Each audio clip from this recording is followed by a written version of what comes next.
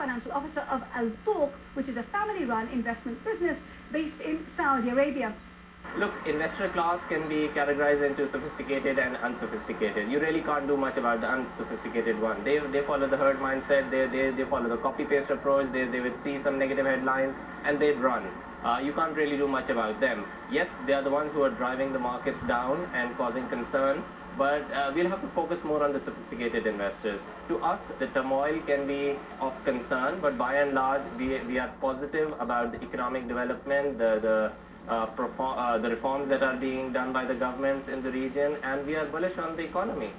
But with other investments not doing well, has this meant that there's more uptake when it comes to funds? Hedge funds have become interesting simply because other asset classes haven't performed the way that the investor would have hoped it to perform. Real estate is down, equities are taking a battering currently. So hedge funds is definitely exciting and interesting, and the investor, the sophisticated investor, realizes that some allocation necessarily needs to be done into hedge funds, which, while it might theoretically be volatile, has generated better returns than other benchmarks, other indices of the world. Now, you keep talking about the sophisticated investor. What are the investors in this part of the world? Any investor who has been investing in different asset classes or alternative investment classes, I would consider them sophisticated. If they've just started out investing and they're throwing money at every fund that comes their way, they aren't sophisticated. But if somebody has been around for 10 years, I'm sure the learning curve of the investors out here is as top-notch as the Western world.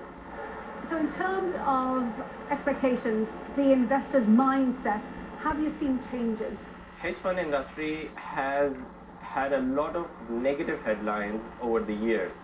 That will of course have an impact on investor sentiment, and it would be unfair not to discount that aspect. But by and large, the investor sentiment with this asset class has been in the positive trajectory, and the returns have been in the positive trajectory as well. So the investor, I think, is satisfied with what he's getting from this asset class. Asher Noor of Al Tawq speaking to me earlier. So while stock markets slumped, the price of oil has soared and